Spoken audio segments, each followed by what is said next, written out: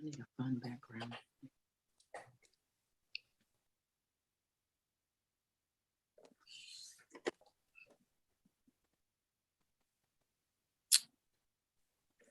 Yeah, go time. I saw live in the chat, so guess we should get started.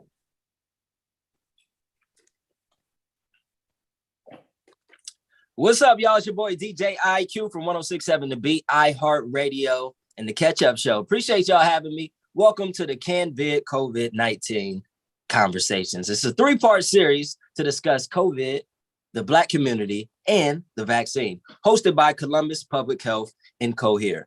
Thank you to the audience for joining us live on columbusblack.com, Facebook, and the YouTube channels. We're going to kick off the introductions today. We have Jasmin Ayers, we have Christopher Brown, and we have Miss Sufiy James here with us today. We're going to let them introduce themselves. We're going to start with Dr. Christopher Brown. How's it going, Dr. Brown? Hey, how's it going? Thank you for the invitation. Looking forward to the show. So I am Dr. Brown. I am a kidney and hypertension specialist. I also do medical director for a public health organization as well. Originally from North Carolina and hailing from Columbus, Ohio. Okay. Thank you for that, Dr. Brown. We'll move on to Miss Sufiy James. How's it going, Sufiy? I'm pretty snazzy. How are you? I'm doing great. I love the name, by the way. Can you explain, where did you get your name from? So my father in the 70s was studying a branch of Islam called Sufism, and they decided whatever gender this kid is, this name will be Sufi. So it was not cool on the playground back in the day, but I do have hands as a result of, you know. Oh, okay. I get that. It's very beautiful. Tell us a little bit about yourself, Sufiy. I am a school teacher. I am a mother of two, and I am a survivor of COVID pneumonia just a few months ago. So that's me. Wow. Thank you for that. We'll hear that story later on. And Miss Jasmin Ayers is in the building. How's it going, Jasmin? What's up? It is a fantastic night. I'm here with y'all, so I'm grateful. I work for a community engagement company called Cohere, and we have partnered with Columbus Public Health and Columbus Black to bring you this conversation tonight. We are so grateful that you are joining us. We have knocked on over 27,000 doors and had sit-down conversations with over 50 people to make sure that we're listening and learning from folks. So this conversation tonight is really about family. It's really about learning. It's about sharing experiences and just being open. So like I said, we are extremely grateful for you all to be here this evening. We want to take your questions, answer anything that you might have, and really just, like I said, have a family conversation. So thank you so much. For sure. And Jasmin, I know everyone's situation and perspective is different, of course, throughout the whole community, you know, Black, white, any race. And that's why there's no judgment zone here, no judgment, whether you're speaking or you're listening from the website or the YouTube, there's no judgment. So ask any question, we will answer them. We want you to listen, but we also want the audience to join in on social. So I'm going to ask you guys a question all separately, if that's okay. Yeah. Starting off with your personal COVID story and how it has impacted you and your family personally. We'll start off with Sufiy James. Sorry. I did the typical thing that everybody does, even though I'm like a veteran in Zoom right now, so I apologize. Quick story. So about 2 months ago, I was diagnosed with COVID, and my two daughters, they are 13 and 15, and I was definitely going to get the shot. But prior to that, I was the person who said, absolutely not. I'm not letting you shoot up nothing in me. I am good. I feel like what I've read has me concerned. I am a person that has hypertension. I was diagnosed a couple years ago and was just hearing stories of people that I didn't know, but somebody knew that was close to me who had passed or had some kind of crazy reaction. And then I decided, nah, this is best for us. I'm going to do this. And so I had to cancel an appointment for a family emergency and just kind of took for granted the fact that my family doesn't move like other people. I get my groceries delivered. When I want to go to North Market, I go at certain times, but our mask is on all the time. My girls are in volleyball, they wear their mask. And then when we were diagnosed, like 3 days later, my daughters were like on TikTok, putting on lip gloss, kicking it, like they were fine. And then I started having issues breathing. Like it was just a struggle, which was weird. I've never been asthmatic. I don't know anybody that has asthma. I just kept feeling like it was labored. And so when we went to get tested, they gave me albuterol. And then I went from using the inhaler once in a while to 3 times within like 10 minutes. And so by the 5th day for me, I just woke up about 4 o'clock in the morning and drove myself to Riverside Hospital thinking maybe they'll just give me a breathing treatment and I'll be back home before the girls wake up. And 7 days later, I mean, I saw my children. Like it was crazy because it had turned into pneumonia. I was instantly put in ICU. By the time I got to the hospital, I couldn't walk from, oh God, maybe 10 feet. I could not walk without stopping to breathe. And my oxygen, I think, was at 37 or 4, like it was unreal. So it was unfortunate because my family that was here couldn't get to my daughters because they had COVID. So it was the scariest experience of my life. Because of faith, I was okay. And then now I'm back to jogging, and that was just miraculous, but it was horrific. I would never ever want anybody to go through that. So we are getting our vaccine. We had to wait 90 days. So we're getting our vaccine in December. But I made that decision based on the experience, as well as actually what I heard on this, on the panel last time with Jasmin, and going back and understanding that there has been research done on COVID. Just this strand is just more recent, because that was my concern. This is too fast. And that wasn't the case. So. Now, let me ask you, Sufiy, was this sickness for you, was it the worst you ever experienced in your life? Hands down. It affected my brain. Like I remember saying, man, I've been sitting here and I have no idea how long I've been sitting here. Or I would go to fill out a paper, and maybe I would say at one time it was 11:15, I'll never forget. And then by 1:27, I remember being like, wow, that is crazy. There was a paper here, and the paper was there, but I couldn't remember. And then I started learning about COVID brain and what that means. And as a teacher, that was scary because I wasn't back at work, but I was like, this is going to be awful. Because there's a literal fog that like comes over your brain, and you just kind of forget what you've been doing or what you're about to do. And driving, that's really scary. Like my daughters got to the point where they would call out, "Ma, giant eagle," and I'd be like, "Oh, okay." And then it was the most horrific. And I never had a fever. I never had pain from COVID. I've heard people that had that. So mine was more psychological. The effects that it had on my girls and me was just unreal. And to not be able to move. Like I would go up the stairs 1 or 2 steps at a time and then pause. And then, it was unreal. For sure. Yeah, that's crazy. All right, Dr. Brown, can we hear a personal COVID story from you? Okay. Well, I guess for me, I guess my personal story is just being a physician in the world of COVID, is most of that. I've been rather fortunate in that I have not contracted at least a symptomatic case of COVID, and the family, knock on wood and do some prayers. None of my immediate family has experienced it either. So for me, it was mostly, like I said, just going through the pandemic and kind of watching it. At the time, I was actually a health commissioner in the county that I was working in. And so I'm getting that data from that aspect, but at the same time, I got to go in the hospital where these folks are going. So it was, kind of surreal, because remember in the beginning that this information was changing a lot. Don't need a mask. You need a mask. It's not affecting Black folks. Now it's affecting Black folks. It gets to older people. So we were getting that sort of information. We didn't have the personal protective equipment. You were going in and you would see a patient for a couple of days, and then day number 3, you sitting down there, and all of a sudden and they start coughing. So it was a lot of that. So, initially there was a lot of extreme amount of concern, because of course I'm also a single parent. So I had to, I'm coming home, I got my kids here. And my kids got to go to their mom's house. So I'm like, okay, so how do you balance that piece out?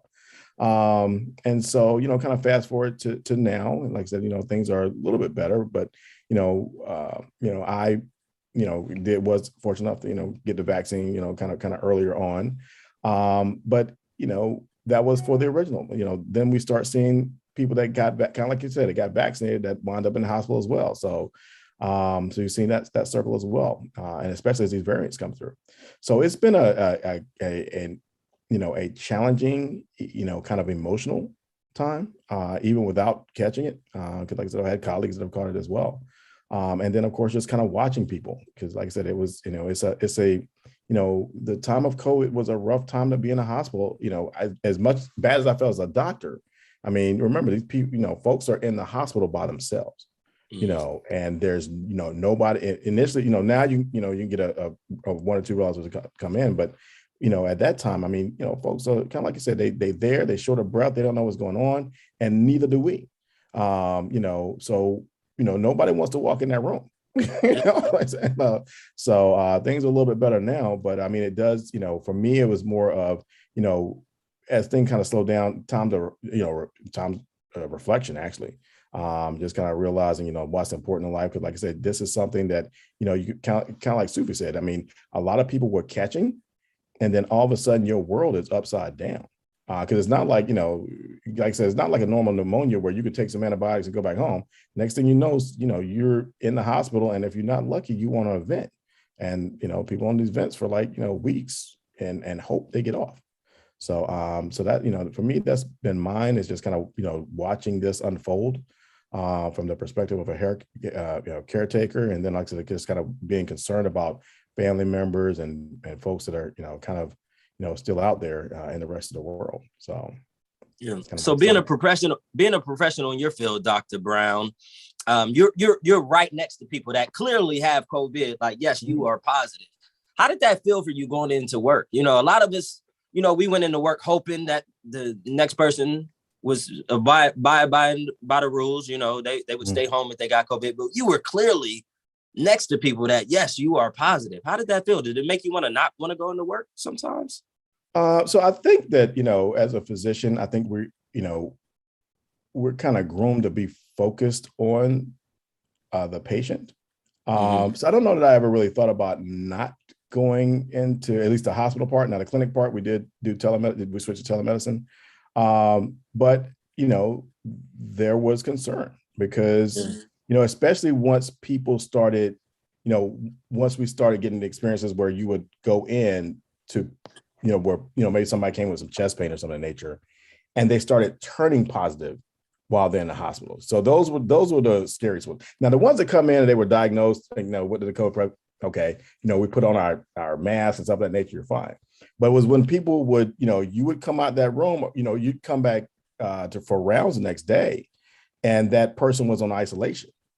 And you're like, I've been seeing this person for 2 days, so it was, so after you get a couple of those, I guess, with the repeat experiences, you're a little less sensitive, but those first couple of ones, I remember those, because you're just like, oh my God, what am I supposed to do? And you just go and you watch yourself, and that's it. And so like everybody else has these rules where, like if you get exposed, you can go home for 14 days.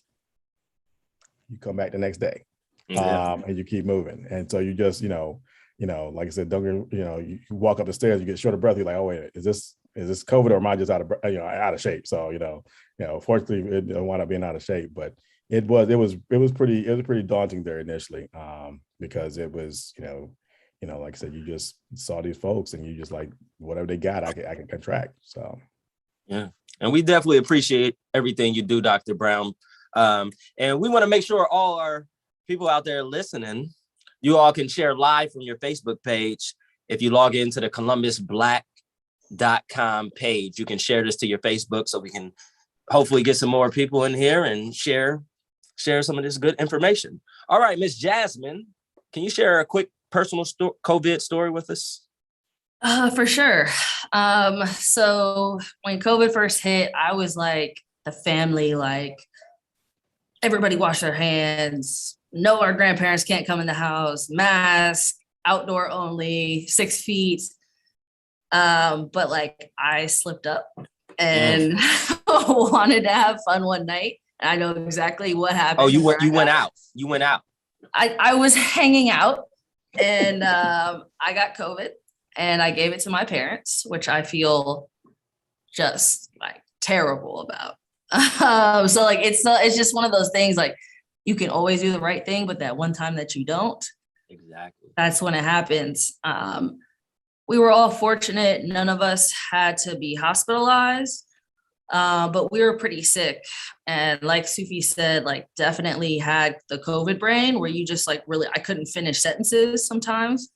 Sometimes I still, I'll be talking to somebody and it'll be a simple word. And I'm just like, the thing with the trees and the walking paths, and someone's like, a park. I'm like, yes, a park. So it's no joke.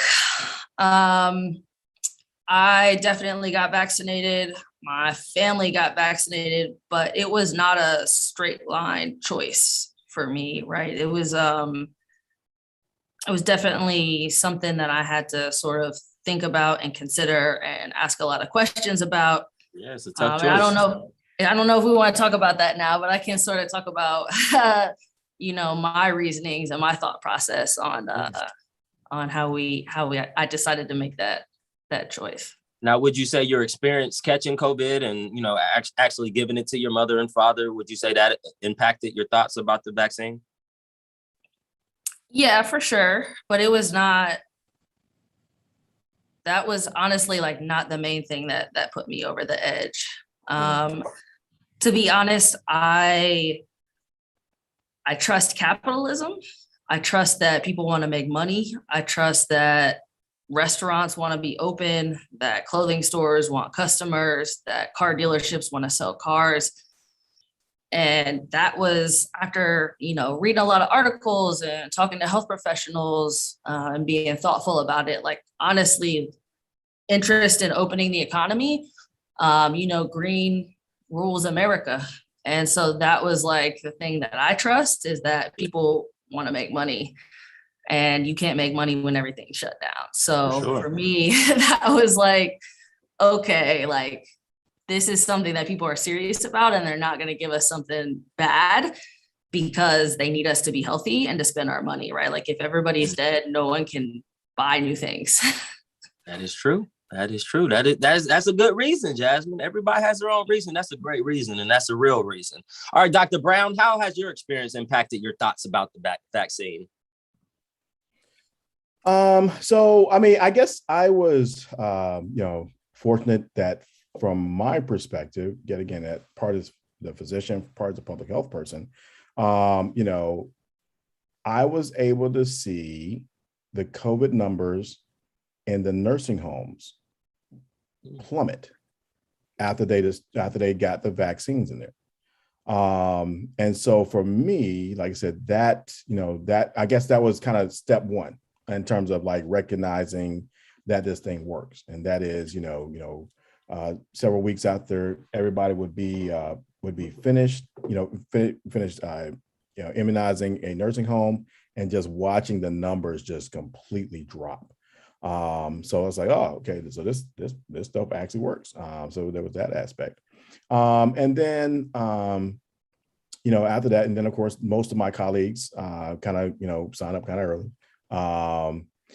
And, even then I was kind of, I was pretty much a slow adopter.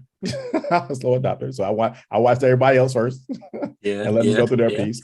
But I think there were two things for me that really kind of prompted me to get that. One was I wanted to travel again.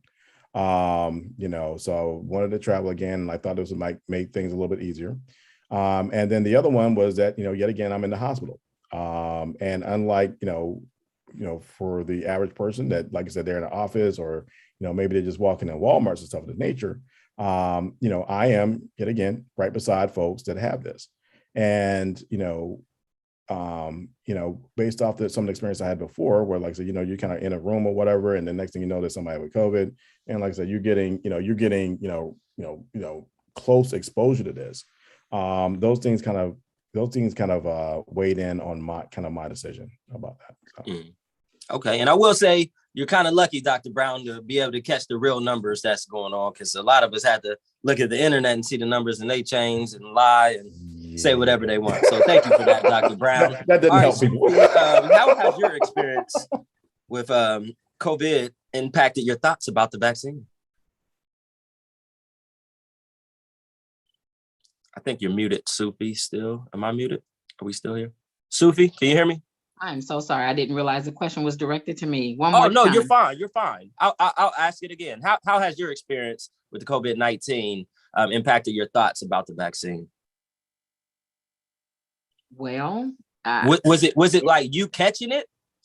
oh, completely me catching it. And more importantly, excuse me, thank you. The idea that my life, like Dr. Brown said, could be turned upside down, because what I didn't share was getting out of ICU was awesome and I was grateful, but to come home and not be able to, I mean, like to drive my girls to school, I had to make sure the oxygen tank was with me. So everything was like, okay, guys, we're gonna, do a half hour earlier than this. But it was what I went through for me was, at this point, it don't matter what's in it. I'm just going to lay hands on myself, on my children, and we're going to get this vaccine, because nothing is worth this. Like the fact that I was having conversations, if I can't take care of them, then what are we going to do? And their father is in Atlanta. So it wasn't like he could get here at that time. I mean, it was psychologically, like we just started family counseling maybe 2 weeks ago, just realizing the effects that it had on me as a mother, to be an independent person doing any and everything. I mean, not that I be in these streets, but I'm saying as a mother, we had activities and things that we did, and everything was shut down. Everything was shut down for about 2.5 months. And that was difficult, very difficult. So yeah, my decision was like, it's a no-brainer. We beam me up, Scotty. Like we're good. I was mad that we had to wait 90 days, Yeah. And I still that kind of leads into my next question, Sufiy, because I was going to ask you, did you think it was risky, or what risk do you think it is between taking the vaccine or not taking the vaccine? So for you, as soon as you saw it, you said you're all for it.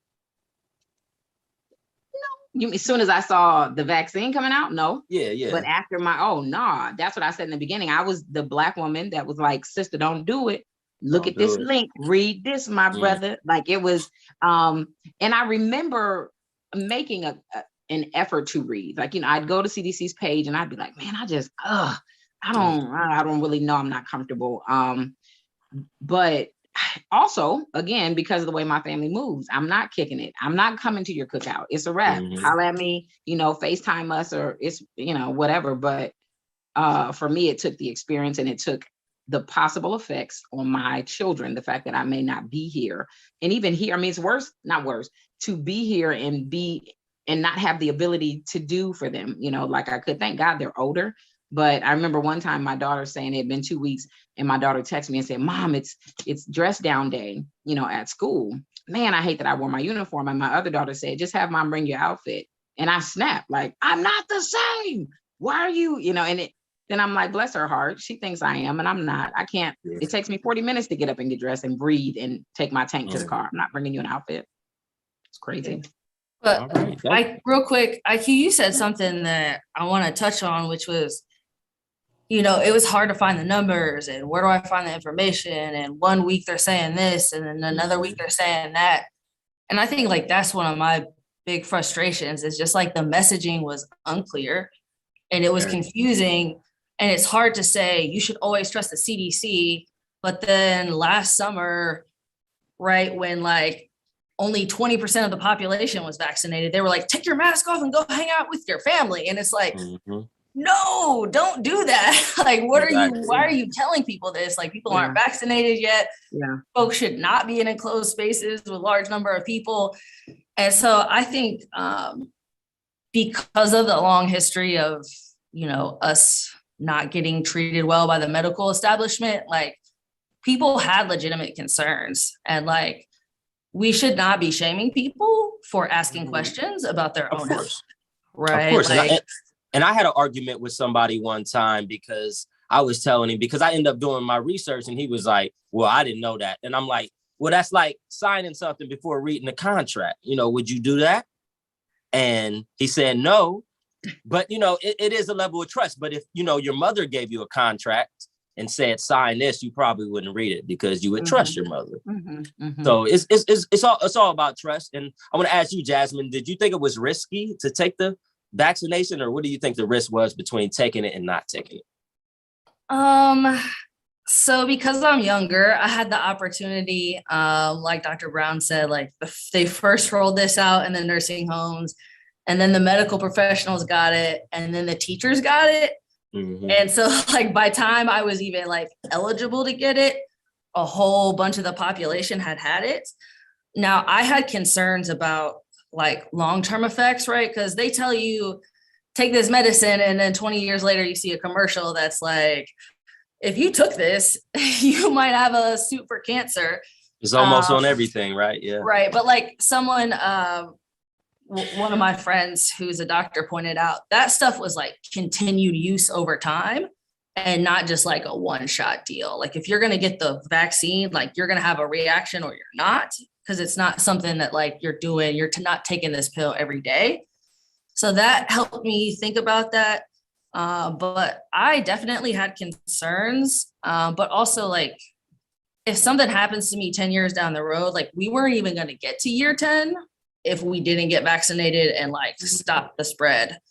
And so I was just thinking like, if something happens, hopefully they'll have had a cure for it by the time it is bad. And that we, but we need to figure this out like right now. And I don't want to ever be the reason why like somebody's grandma gets sick. Because if somebody gets my grandma sick, we're gonna have some problems. So right. No. And that's how you feel about this disease right here, the COVID. It's something different than the flu or just the common cold. You get somebody sick, it feels like you put their lives at jeopardy. It's like you pretty much held a gun up to them. It's serious. It is serious. All right, Dr. Brown, we're going to move on to a new question for you, and we're going to start with you. What are some things that you think everyone should do right now to help reduce the spread of this COVID-19? Okay, really good question there. And I think that for the most part, I mean, kind of the things they've been drumming into our heads for, the last year and a half, those things are still relevant. Wearing masks and public, enclosed public spaces, keeping those hands washed, of course, getting vaccinated. Well, I guess the vaccine is not neutralizing, so of course you can still spread if you have that.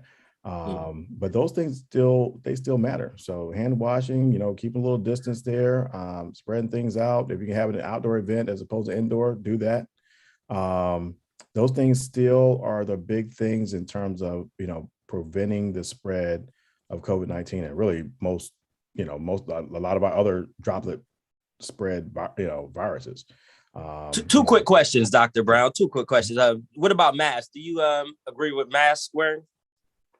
Yeah. So I think that, for those individuals that, like if you want to prevent the spread or decrease your chance of getting COVID, the masks are really kind of your best deal. Because even with the vaccine, I mean, you can still spread with the vaccine. It's not what they call a neutralizing vaccine, which is where they, you develop antibodies that stop it completely. I mean, so you can still get COVID and you can still spread COVID. So, so if you're still concerned about that, those people need to continue to use the mask. For the most part, if you're just kind of out and about, you can probably use a regular mask. And of course, if you want, improved reduction of transmission, then like one of those KN95, one of the bigger ones, or one of the, kind of better fitting masks. So those are still the things that you need to do in order to prevent that spreading. For sure. And one more quick question, because this happened yesterday. I was talking to one of my friends and she was sick. It's not the COVID-19, but she did have the flu and she was at work. And I was asking her, I said, why are you at work? I said, if one thing we learned, and that if you're sick, stay home. She said, well, I don't have any more, PTO or, time off. She doesn't have any more time off. But of course, if it was the COVID-19, she would not be at work because we feel like that's more life-threatening than any other disease. How do you feel about that? About being sick in general now? Should we distance ourselves like we do to COVID-19, or should we treat everything differently? So I think that, honestly, I guess COVID has got me rethinking this. Because I'm one of those people that I used to go to work sick. So we all did. We all did. You just don't stop. I mean, this is We all always. did. I mean, this There's has no always been the case. stopping. I mean, you can't stop. Yeah, Some people, Doc, some people are probably at work with COVID-19 right so, now. Yeah, so prior to COVID-19, I mean, your trust me, docs did not stop. There's no sick leave. You know, I say you went to work. So, but kind of like you said, I mean, like now you have to think about this. I mean, like I said, you know, if we were able to, you know, have better rules, HR rules in terms of this COVID, why can't we do it for regular viruses? Because it's not like the flu is benign. I mean, like I said, you know, the flu makes you sick. I mean, you know, it mostly hits the old and young, but like I said, it's still, you know, it's still not a, you know, good thing to be spreading around there. And kind of like your friend said, like I said, if you know, if she had some sick leave, she'd probably stay at home and honestly probably get better quicker. Exactly. You know, not only not spread it across the office, but also probably get better. Like they give you a day or two at home, get some soup, get some rest, you know, let your body heal itself like it's supposed to.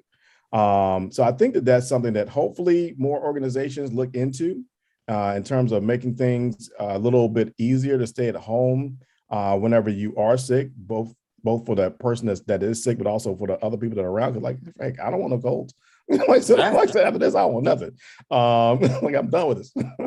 So yeah, but I think that's I mean, I think it's a really good idea and something that can be thought about. But you know, ultimately, some of that stuff is going to be up to, you know, of course, you know, these organizations to come up with better policies so that people can stay home whenever they're not feeling well.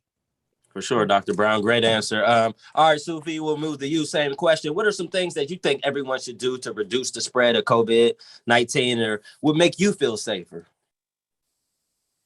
The only thing I can add to what Dr. Brown said is take vitamins. When people would say that. You went on mute for a second. There we go.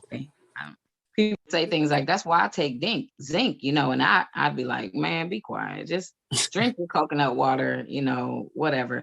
But I'm telling you, I would say 2 months prior to us being diagnosed with COVID, I started a regimen of like zinc and vitamin D. I read an article that a lot of African Americans that were diagnosed had low or vitamin D deficiencies. And I think there's 3 others. I can't remember right now. And no kidding, when I was in the ICU, the physician came to see me and I remember freaking out because she looked like an astronaut. She didn't have on regular like mask and all that stuff. She had a lot more stuff on. And she said, I saw your chart and it looks like, she said, something is working for you from the inside of your body stronger than what my other patients have. She said, I have never released, she said, not in many years have I released someone from ICU in 3 days. And she said, it's unheard of for you. So she said, I read the vitamins that you're taking. I want you to continue doing that when you leave here. And I'm like, okay. And what was it, zinc you were taking? Yeah, so I'll put it in the chat. I have it downstairs together, but and I got my vitamin list from a physician, a friend of mine that's a physician. We need that knowledge, Sufiy. Yeah, I'm on it. I'm gonna run and go get it. Have the girls bring it. Okay. So I would say that, you know, take your vitamins and do your best to stay on the up and up. When I was diagnosed with hypertension, I just did my best to try to, you know, get somewhat healthy, but that was years ago. But with COVID, I lost 21 pounds. And weird story for me.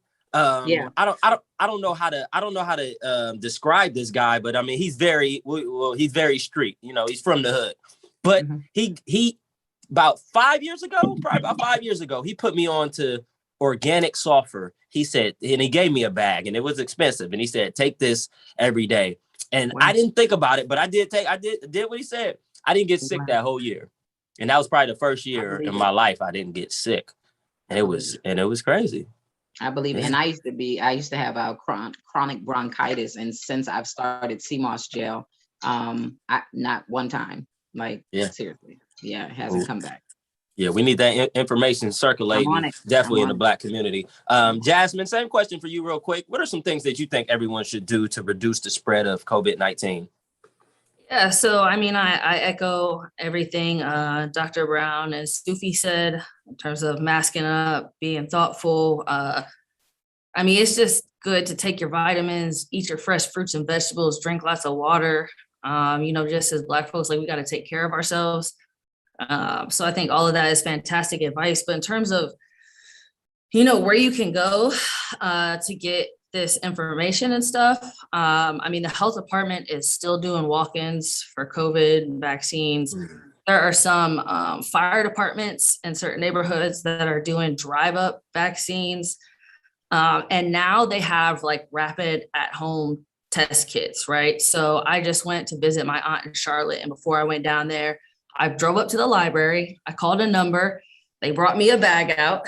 I sat in the parking lot. You swab yourself, you do the little drops, you stick it in there, you wait for 15 to 30 minutes, and boom, I knew that I didn't have COVID. And so I would say, like, if you have questions, and I know a lot of parents, like a lot of the parents I know have already had to keep their kids out of school, and then you have to go get them tested. And if you just want to be safe, or if you know that you're going to go to a family gathering with like someone who's a little bit older that might have some pre-existing conditions, like, go to your local library. They have the rapid kits. It's super easy. You just like Google the instructions. So that's what I would say is, like, just make sure you're being diligent. Like, if you're not feeling well, just make sure that it's not COVID, because you don't want to spread that to someone else. And if you are interested in getting vaccinated, health department, give them a call. They're still doing walk-ins. And you can definitely still make that happen. Thank you for that information, Jasmin. And I want to share a quick story because another buddy of mine, me and my friends, we argue all the time about, it could be the slightest thing. It'd be a sports score or whatever, but we're very competitive. But we were arguing, and this is going to relate with my next question. He was saying, he told me that he doesn't care about anybody that doesn't get the vaccination. If they die, they did it to themselves. And it was kind of like he was wishing, death on people with the COVID, because you know the deal, whatever, whoop-de-woo. And I said, I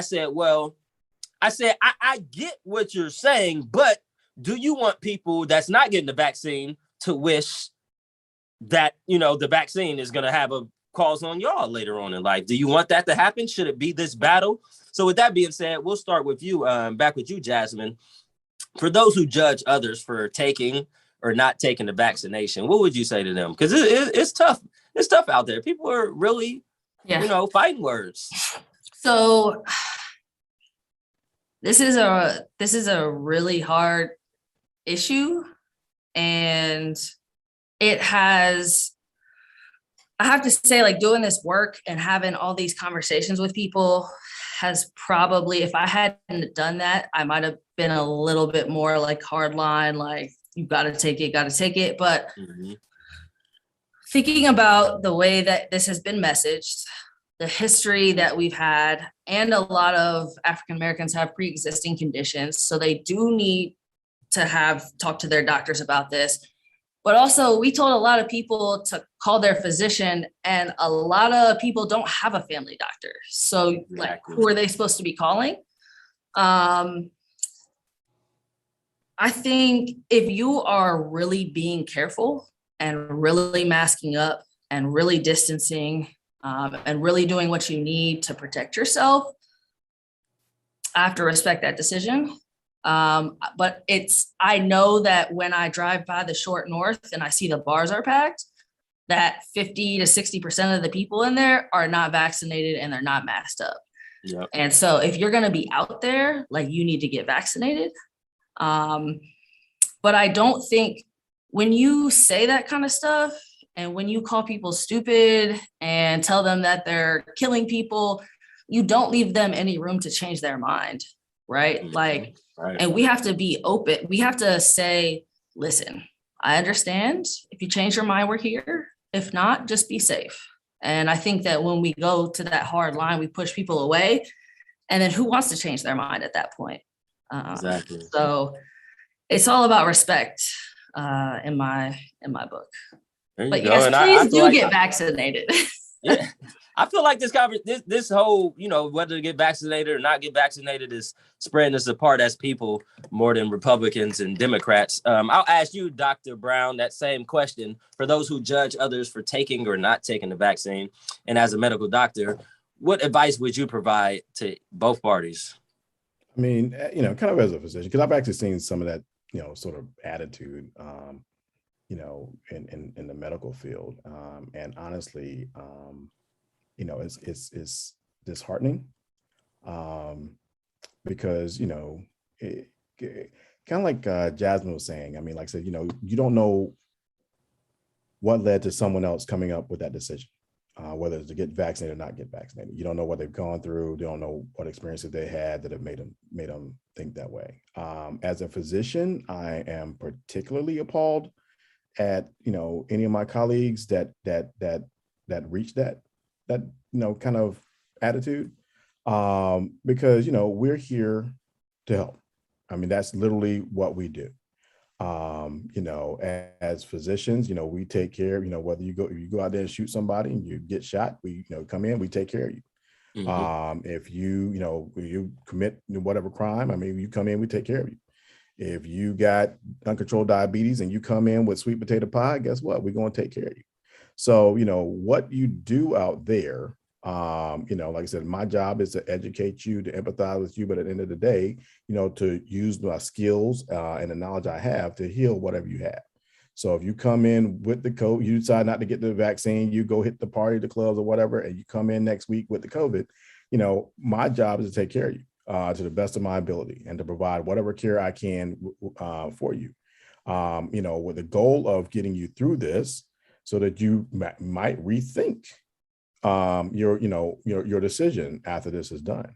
But I remember, I think there was an article, and I know it circulated on social media a little bit, where there was a lung specialist down in Alabama who had, submitted this publication, and basically, kind of long story short, was saying that, her, one of the patients, is about to be intubated and asked about the shot, and she just, kind of this was like, well, it's too late.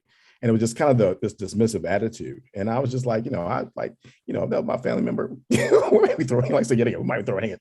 But then later on, I thought about it. I mean, this is in Alabama where they, the home of the Tuskegee study, where, we don't know, for us, I mean, we have a lot of oral history that's there, these stories that are passed down. And so you're in the middle of an area where, they did not have a very good experience with healthcare. So they don't trust anything. So, so when you come out here with some, you got a new disease, you got a new vaccine, now you're telling me you're going to pay me $1 million to get it. No, I mean, they like, I'm not believing anything you said. Yeah. And kind of like you said, the messaging, kind of going back, the messaging was so horrible for this. It really was bad, in terms of like the way this unrolled.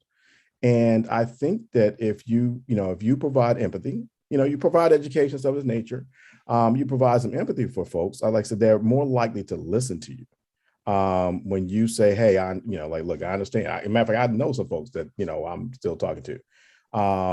And, maybe the first time doesn't work, but maybe the second time does. Matter of fact, this past week, I had an actual patient that, first time I talked to her, she was not going to do it. And the second time, like I said, and she was like 80 years old, actually. We were able to have this conversation, and, like I said, she finally made that decision to get it. But I think it's because, it was a non-judgmental attitude that I had. I just listened to her, find out her concerns, and like I said, answer whatever questions she may have. And I think that that's a better way to get people to come to that side, as opposed to, any sort of attitude of, like I said, you don't get the vaccine, you should, we should just leave you in the streets. Like, no, that's not what we do. Exactly. That's not what we're supposed to do. Like I said, as a medical community, we're here to help. I mean, like I said, that's our job. Is, you come in, you're short of breath, I'm giving you oxygen, or whatever else I got to treat you with. And I think that that's the attitude we should have, so we can make it through this thing. Let me ask you real quick, Dr. Brown, and I'm sorry to ask you a lot of questions, but you are a physician, so you may have a lot of the answers that to the questions that we have. Is this a question to ask a physician? Now, it might be a little late for some of us, but can you go to your physician and ask them, should I get the shot medically? Like, can you determine within my body whether this shot is going to help me or not? Or is that not a question? So you can, if you have questions about it, you can always ask your physician, what they think about that. They can talk to you about, risk and benefits. Like I said, your risk of, not only contracting COVID, but of having a severe, outcome from COVID. Of course, age is worse. comorbidities are worse. The younger and healthier you are, like I said, the more likely you are to have a, not negative outcome. But it does, but there's no absolutes. Like I said, there are going to be 20-year-olds in the hospital, from COVID. But yeah, so your doctor can talk to you about, where you fit on that profile. And then when it comes to the vaccine, talk to you about, address any concerns you may have. So if you're, a 25-year-old with like some severe anxiety about the possibility of getting it, like I said, they may want to talk to you a little bit more before you get that. If you're like this super low risk person. Whereas, of course, if you're 20 years old and you're morbidly obese, they're gonna be like, well, look, look, your chances of going in the hospital when you get this is pretty high. So I think that, it's a good idea and this is one of the reasons why I think that people push for you to have your own personal doc that are a clinician, so that you have that relationship, so they can help you go through some of these questions. So it's completely appropriate for you to ask those sort of questions. Okay. Thank you for that, Dr. Brown. Let me get my video back up. There we go. All right. Sufiy, last question for you. For those who judge others, what would you say to them about talking about people for not taking it or taking it? What advice would you provide? It's a 4-letter word that I heard a lot in Alabama, and that's hush. Just hush. And if you're real mad, it's hush up. Because really, it's everything that's been said before. You genuinely don't know the reason. When Dr. Brown mentioned Alabama, I grew up, I mentioned College Park earlier, but in Demopolis, Alabama, and Tuscaloosa, Alabama, is where my family still is. We're talking, and there are grandkids that are connected to the men that were a part of that Tuskegee experiment, great grandkids. Like it's possible some of their children could be alive. Like the stain of that is very real. Pain of that is very real. We also don't know. I mean, there are women that I know who've said, after I took such and such, or after my child got this many vaccines, I noticed a difference in him, and he's autistic now. And so there are other, just plenty of factors of why people say no. And even if they have a reason outside of, I don't want to, it's what it is. I never judge people who, I remember in the beginning saying, man, you getting it already? No, it came under Trump. I'm good. But there was such a level to me of ignorance in that statement from me. And then I started reading and doing things on my own. But yeah, hush up. There's no eloquent way of saying it. And like certain levels of anger pull out all of my ebonics. Just be quiet. Like, just be quiet. Just be quiet. That's it, DJ. I'm giving you DJ IQ. But yeah, there's nothing to me. There's no reason to speak on it. And to me, I think most of the time when people do stuff like that, they'll find themselves in the situation of the person that they're judging. And so for that, all the more reason to just be quiet.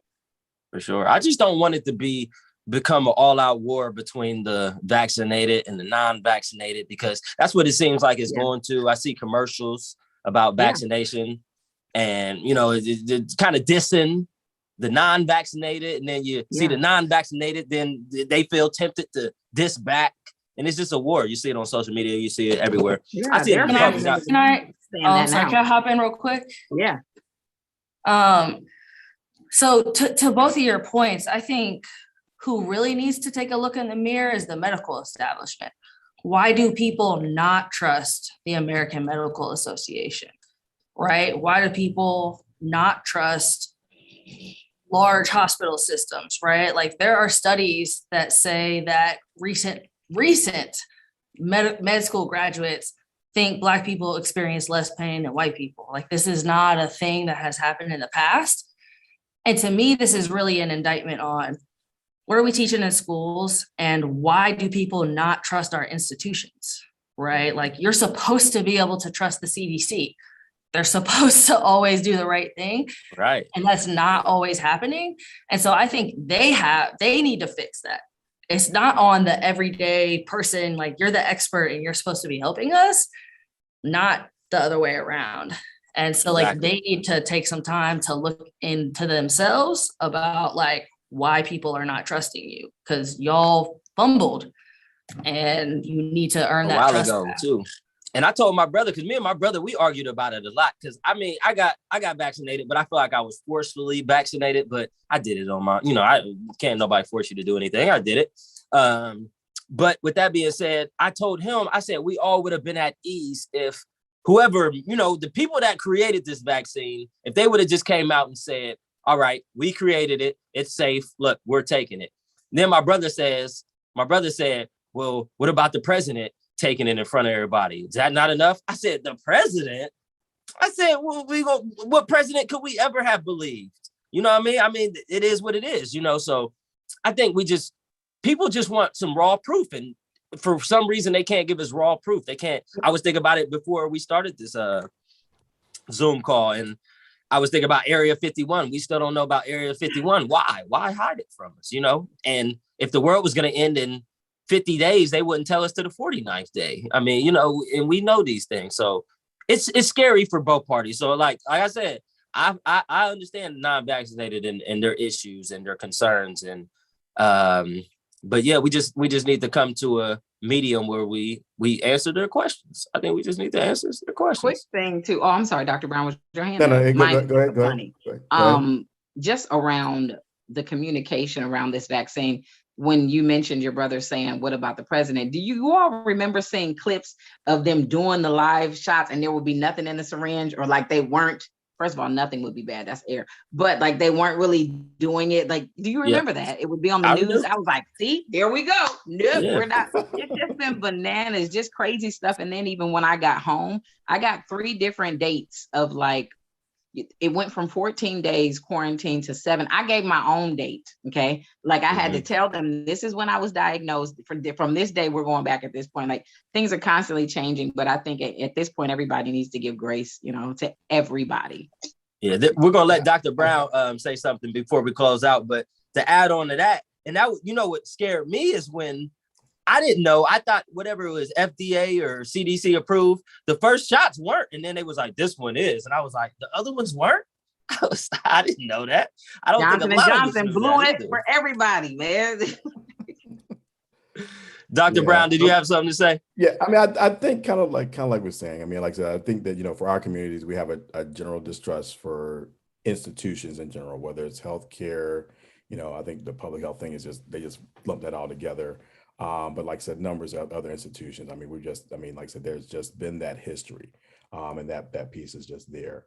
But I think that, kind of going back to the communication regarding this, and that is, realizing, that at the end of the day, this is a new virus. I mean, so the virus is new, the vaccine is new, and unfortunately, I feel like what happened is that, kind of like you said, it would have been nice to have had, just some good old scientists sitting down there talking to us about what this is, and it would have been cumbersome, but I think it would have been a little bit better maybe, or finding someone that could communicate what was going on a lot better, and not, always saying, and sometimes not even saying things for certain. Saying, hey, we got this new vaccine. It's for this new virus. Like I said, we're still observing it, but it looks like it's doing a pretty good job here. And like giving those sort of caveats there, because I think that's I think those things are what people need. But like I said, when you have, you unroll it and you say, oh, are there any long-term effects? And everybody says no. And it's like, well, we've just been studying this for 2 years. People got these questions in their head. And it's tough to try to get that stuff contained. But I mean, I think that, that's, that's what we have to realize at the end of the day. And like I said, some of these conversations I have with people, because, they don't trust the vaccine, but then they, I remind them, like I said, the viruses do too. We're still learning what this stuff is going to be, what this stuff is doing to us. So. All right. Thanks for that, Dr. Brown. I'm sure we have a lot of questions that need to be answered. I cannot see them right now. So if you need your questions answered, we will surely do that. You can go to columbusblack.com to get your questions answered. We're going to have our final closing thoughts from Ms. Jasmin. Oh, okay. Now I'm unmuted. I just want to really thank y'all for your time this evening. DJ IQ, you've been amazing. Dr. Brown, you've been amazing. Sufiy, as always, you're amazing. So I want to really thank the health department for doing something non-traditional. Like you mentioned, right, a lot of these commercials just ain't it. And so it takes courage to step out there and host conversations like this. So I'm really grateful to them. I'm really grateful for the organization that I work for, Cohere, for putting this kind of stuff together and really centering the voices of the people. So like I said, if you need to get vaccinated, you can still go do that at the health department or call your local fire department. And if you need a rapid test kit, go to your local library and call them, and they will literally walk it out to your car. But just be safe, be thoughtful, be empathetic, give people some grace. It's been real hard. We haven't really had time to properly mourn. Things have changed for forever. And so I'm grateful to everyone that is still here. And I hope you have a absolutely wonderful evening. Thank you. I have not been to the library in years. I did not know the library has those kits. That's what's up. Shout out to the library is what's up in Columbus, for real. Like, we have It is. You tripping, DJ? Right. Go kick it or something. Like, look, man, look. The best reading is not my special point, but there's so much more than reading. Cut it out. There's coffee houses now. They're real fancy. The IQ, they're fancy now. Okay, maybe I'll stop in. and get me a COVID kit too while I'm at it. Appreciate y'all taking time out your busy schedule and stopping here with us. And don't forget, to the audience, the series continues. Next week's event at the Venture Suite, Thursday, November 11th at 6:30. We'll have a vaccine truck on site, and Primary One Health will be in the building. And don't forget to visit columbusblack.com for more details and join their mailing list to stay abreast of the upcoming events. We'll be back live next Thursday at Venture Suite at 6:30 p.m. Make sure you're here. You can RSVP for the in-person event at info@columbusblack.com. Appreciate y'all for stopping through. Have a great rest of your week, and God bless. Bye.